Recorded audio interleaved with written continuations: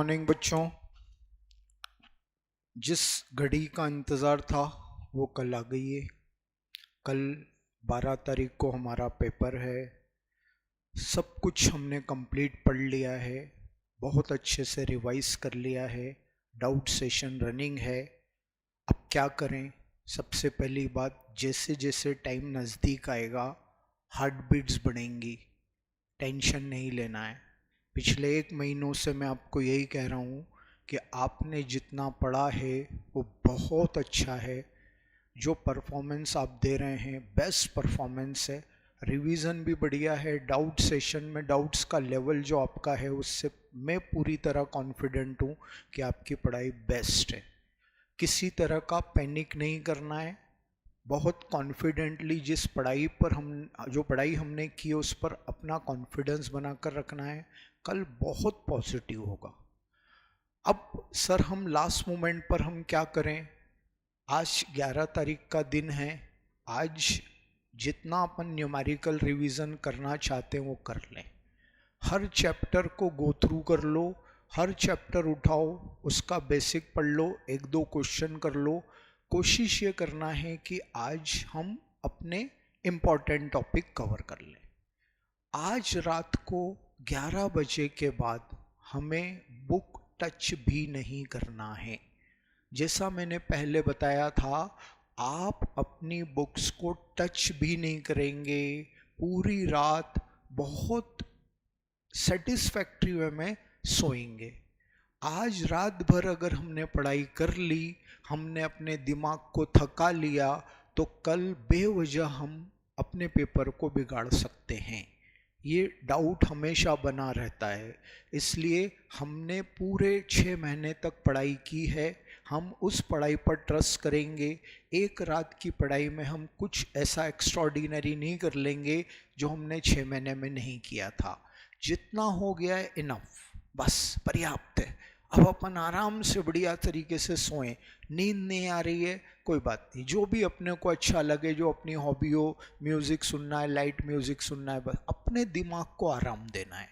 अब कल मॉर्निंग से अपन ने स्टार्टिंग की, बेसिक थियरी पढ़ सकते हैं सिर्फ 1 या 2 घंटा, वो भी आप मॉर्निंग अर्ली आवर्स में। एग्ज़ाम से 4-5 घंटे पहले बिल्कुल नहीं पढ़ना है, एकदम रिलैक्स। तो थियरी के कुछ क्वेश्चंस अपने को रिवाइज करना है, गो थ्रू करना है, वो कर लो। इसके बाद कुछ फॉर्मेट्स देखने हैं, कहीं कुछ रूल्स देखने हैं, वो अपन बस 1-आध घंटा 2 घंटा मैक्सिमम, कंटिन्यूटी में नहीं, फिर फुल रिलैक्स। इसके बाद हम जाएंगे एग्जामिनेशन हॉल के लिए। बच्चों जैसी बातें हैं लेकिन ज़रूरी है। एडमिट कार्ड ले लिया, सारी अपनी स्टेशनरी एसेसरीज ले ली, कैलकुलेटर ले लिया कि नहीं, ये बात बहुत अच्छे से ध्यान रखना। क्या बताया था मैंने? 4 दोस्त ने, चारों एक दूसरे को मैसेज दे दो कि भाई एक दूसरे को उस समय कॉल करके बोल दे भाई तूने कैलकुलेटर लिया कि नहीं। अपने फ्रेंड्स को कॉल करने के लिए बोलो और आप भी अपने नियरेस्ट डियरेस्ट को कॉल करके याद दिला दो। कैलकुलेटर नहीं भूलने का, पैनिक हो जाएगा बेवजह का। एग्ज़ाम हॉल में गए, थोड़ा जल्दी चले जाने का, क्योंकि सेंटर नया है, हॉल कौन सा है, टेबल कौन सी है, ढूंढने में टाइम लगता है। तो अपने को बेवजह पैनिक नहीं करने का, थोड़ा जल्दी जाने का तो बढ़िया है। अब आ गए अपन लास्ट 15 मिनट पहले पर। बिफोर 15 मिनट्स हमें पेपर मिल जाता है। क्या करना? पेपर ओपन करना है। पेपर का पहला क्वेश्चन बिल्कुल नहीं देखना है, क्योंकि वो कंपलसरी क्वेश्चन है, वो तो करना ही है, क्यों देखकर टाइम वेस्ट करना। सेकंड क्वेश्चन देखना। सेकंड से 6 तक के क्वेश्चन इस इंटेंशन से देखना है कि मुझे कौन सा क्वेश्चन अटेम्प्ट करना है और कौन सा क्वेश्चन स्किप करना है। सेकंड नंबर क्वेश्चन अपन ने उठाया। फॉर एग्जाम्पल, मेरे को पेपर नहीं मालूम है, एग्जाम्पल ले रहा हूँ, बिल्स ऑफ एक्सचेंज का क्वेश्चन आ गया, चलो ये अचीवेबल है, कर लेंगे। उसका बी पार्ट डेप्रीसिएशन का, ये अचीवेबल है, कर लेंगे। ठीक है, वो 2 पार्ट 3 पार्ट आउटलाइन पढ़ना है, डीप में नहीं जाना है। सिर्फ आउटलाइन पढ़कर कि हाँ ये सेकंड क्वेश्चन के 2 पार्ट या 3 पार्ट है, ये तीनों मेरे को आते हैं, चलो ये मैं अटेम्प्ट करूंगा। थर्ड क्वेश्चन पर आ गए, ये 2 पार्ट मुझे आते हैं, मैं अटेम्प्ट करूंगा। फोर्थ, एक आता है एक नहीं आता है, चलो अभी इसको रख लेते हैं साइड में। 5 पूरा आता है, 6 आधा आता है आधा नहीं आता है। ऐसे हमारे 2 क्वेश्चन लास्ट में बचे, एक 4th एक 6। अब इन दोनों में से चॉइस करनी है। 15 मिनट इतने में कंप्लीट हो जाते हैं। पेपर साइड में रख दो, आंसर शीट उठाओ और आंसर लिखना चालू करो। हम पहले वो क्वेश्चन अटेम्प्ट करेंगे जो हमें पूरी तरह से आते हैं और जिन्हें हम बेस्ट परफॉर्म कर सकते हैं। फॉर एग्जाम्पल सेकंड क्वेश्चन पूरा आता है, पहले सेकंड क्वेश्चन अटेम्प्ट कर लिया, फिर थर्ड पूरा आता है वो अटेम्प्ट कर लिया, फिफ्थ पूरा आता है वो अटेम्प्ट कर लिया। 3 पूरे क्वेश्चन अटेम्प्ट कर लिए, 60 मार्क्स हमने कवर कर लिए। एक ऐसी पॉजिटिविटी मिलेगी कि बस अब 2 क्वेश्चन में एक एक पार्ट आता है एक नहीं आता है। केयरफुली वहां 10 मिनट दो, वो वेस्ट नहीं इन्वेस्ट ऑफ टाइम है। टाइम वेस्ट नहीं हो रहा है, इन्वेस्ट हो रहा है। चौथे क्वेश्चन का दूसरा पार्ट जो मुझे नहीं आता, ध्यान से पढ़ो। हाँ यार ये ऐसा होता है, चलो ठीक है साइड में रख दो।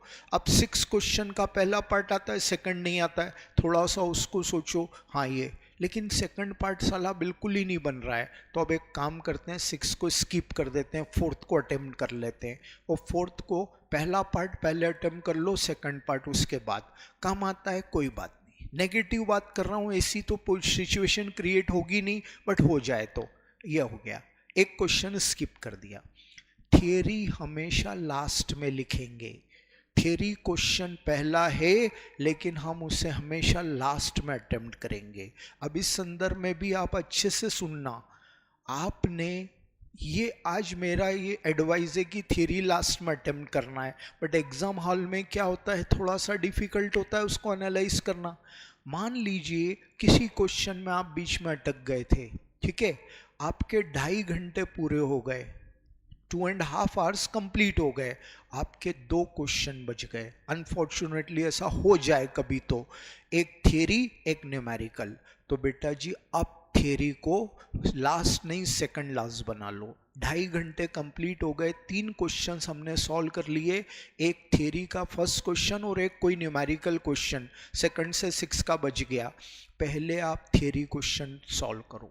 थियरी में आप पहले क्वेश्चन लिखो ताकि आपको लास्ट में टाइम ना मिले, तो इसकी वजह से मार्क्स कट ना जाए, और फिर लास्ट में न्यूमेरिकल क्वेश्चन कर लो। डन बेटा जी। तो ये हमारी पूरी स्ट्रेटेजी रहेगी। अब टाइम स्ट्रेटेजी मैंने आपको कई बार पहले भी बताया है, लास्ट टाइम फिर बता रहा हूँ।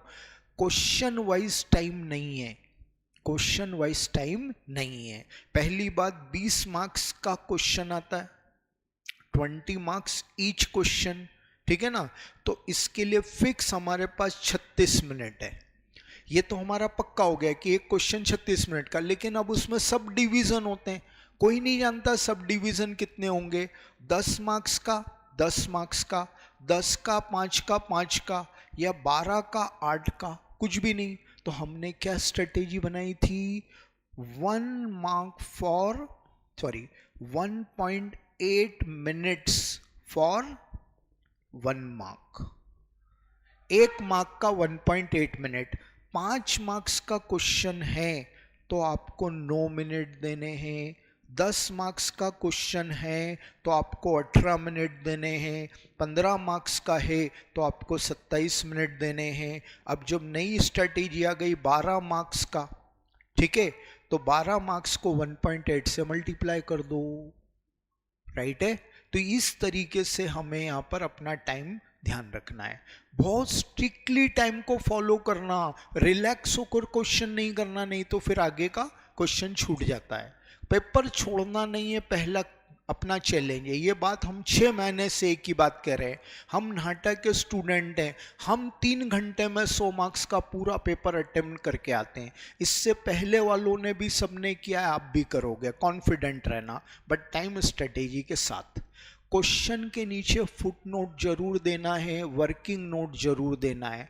वर्किंग नोट स्टार्टिंग में दो, मिड में दो, एंड में दो, कोई मैटर नहीं करता है।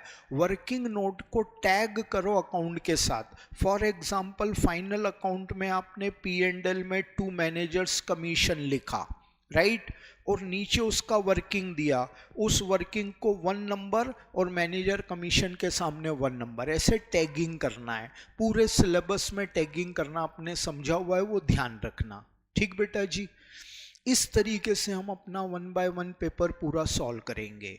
क्वेश्चन छोड़ना नहीं, नेगेटिव बात करते हैं हमेशा। स्ट्रेटेजी बनाते समय नेगेटिव सोचकर स्ट्रेटेजी बनाना चाहिए, अपनी अकाउंट का प्रूडेंस कॉन्सेप्ट, ठीक है ना।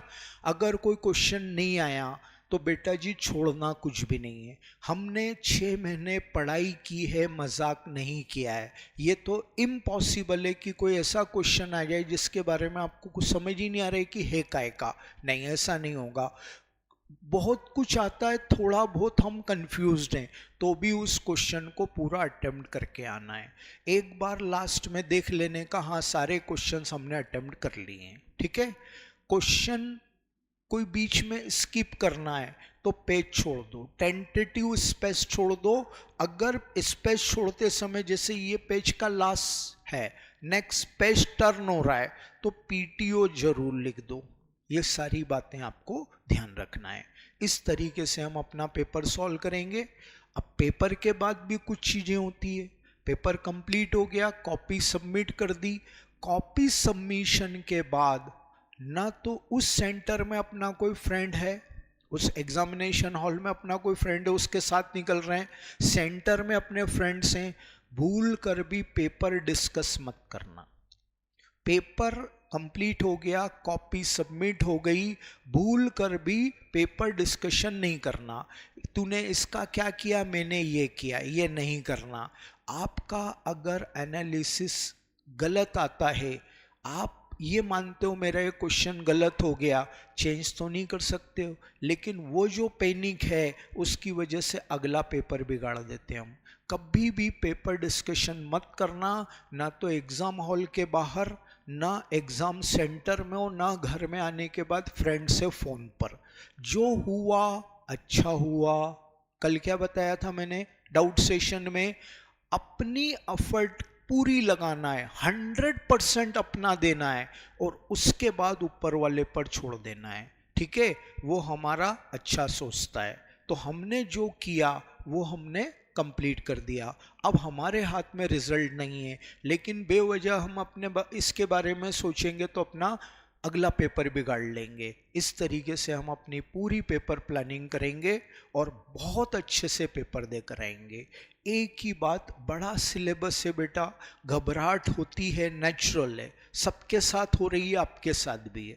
2023 से 2024 के स्टूडेंट को मैं कंपेयर करता हूं तो सीधे सीधे डिफरेंस समझ में आ रहा है।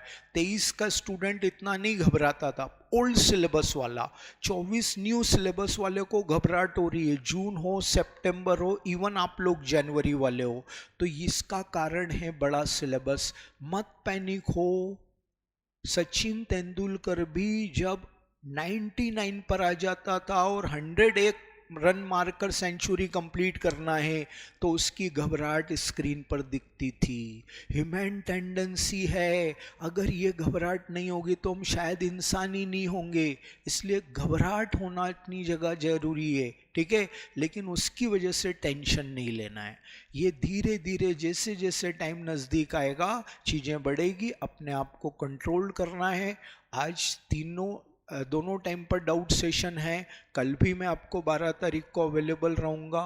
मेरी ढेरों शुभकामनाएं हैं। आपने बहुत मेहनत की है, बहुत डेडिकेटेडली आपने पढ़ा है, इसका रिजल्ट डेफिनेटली पॉजिटिव होगा। Wish you all the best. बहुत बहुत शुभकामनाएं, बहुत अच्छा करोगे।